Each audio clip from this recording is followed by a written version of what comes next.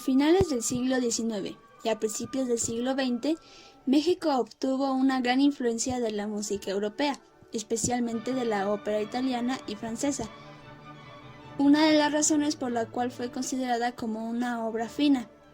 Ante la influencia de la música extranjera en la música popular mexicana, los compositores de la época tuvieron la influencia de otros estilos musicales, lo que le permitieron crear obras con un nuevo formato, enriqueciendo así la cultura musical en México en el siglo XX.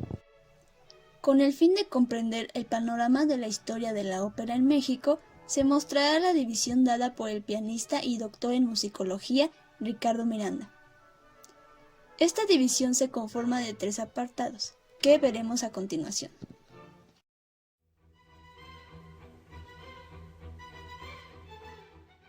En este primer apartado se cuenta sobre los interminables caminos de las compañías de ópera, principalmente italianas, que viajaron por todo el país.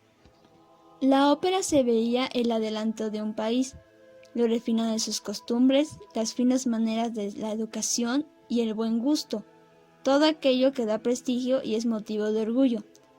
Por ello, las compañías itinerantes de ópera gozaron de un buen negocio visitando algunas ciudades. Llegaban a ciertos puertos, principalmente Veracruz, para realizar incursiones hacia la capital y hacia otras importantes ciudades. Desde tiempos de la Nueva España se registraron antecedentes importantes para la composición y representación de óperas mexicanas.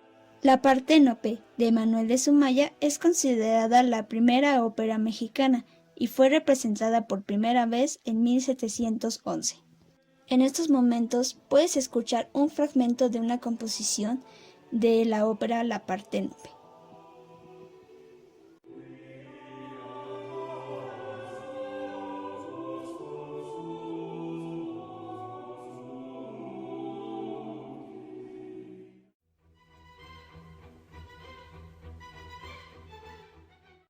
En sus primeras instancias, el músico se mantiene firme en la originalidad de la ópera, en especial italiana, mostrando composiciones de Ludwig van Beethoven, Gioachino Rossini y Wolfgang Amadeus Mozart. La mayor influencia que se tuvo en México fueron los músicos visitantes de otras naciones, quienes comenzaban a realizar en el país diversos conciertos en las localidades. Es así que compositores locales abordaron paulatinamente la composición del género. Algunos artistas que podemos destacar son Lauro Beristain, Antonio Barilli y Zenobio Paniagua, que gozaron de cierta fama por ser los primeros mexicanos en incursionar en la escena del teatro lírico como autores.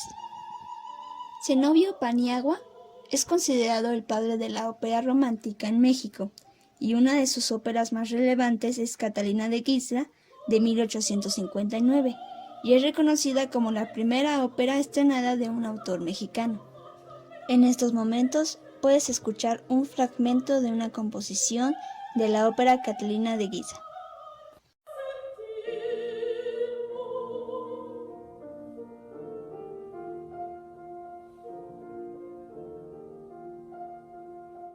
Debido a esta fama, también alcanzó el reconocimiento de cantantes femeninas, que se convirtieron en las primeras grandes divas mexicanas.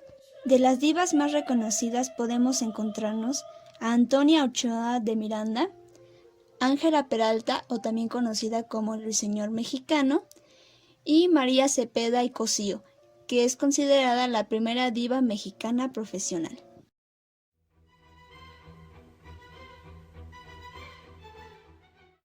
La ópera obtuvo una alta importancia para los burgueses y los integrantes de la alta nobleza. Durante este auge de la ópera se muestra el intento del mexicano de dar esa identidad local por parte de los músicos en las obras que presentaban al público. De los principales rasgos locales que se utilizaron en las composiciones son oberturas animadas y vibrantes, con solo de instrumentos de madera, especialmente clarinetes y ritmos muy impulsivos. Julio Ituarte es reconocido principalmente por componer la pieza de piano Ecos de México, pero de igual manera fue relevante en su participación en la ópera con El último pensamiento de Weber, estrenada en 1869. Las obras de Julio Ituarte son reconocidas por mezclar estos rasgos locales en sus diferentes composiciones, tomando una serie de melodías populares mexicanas. Uno de estos ejemplos es el uso de las mañanitas y diferentes jarabes.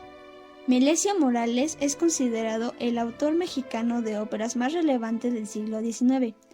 De sus principales óperas es Hildegonda, que gracias a su montaje fue el detonador para la fundación del Conservatorio Nacional de Música.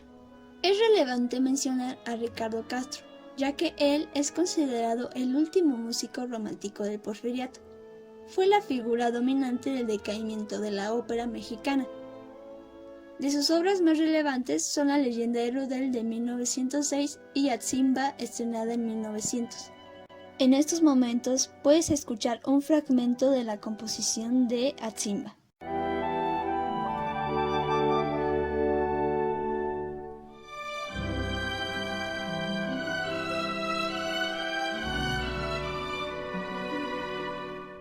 La ópera decayó con el surgimiento de canciones mexicanas.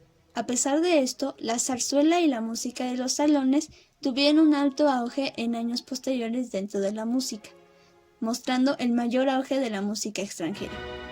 Diferentes composiciones de ópera han sido conservadas en la memoria histórica en las diferentes partituras musicales que están ordenadas en diferentes instituciones de resguardo cultural, especialmente en el Conservatorio Nacional de Música. Estas obras fueron transmitidas de generación en generación y popularizadas en diferentes obras teatrales musicales de la época, manteniendo la memoria histórica de estas piezas musicales. Esto sería todo de mi parte. Si te gustó el video, dale like y suscríbete al canal para poder ver más videos.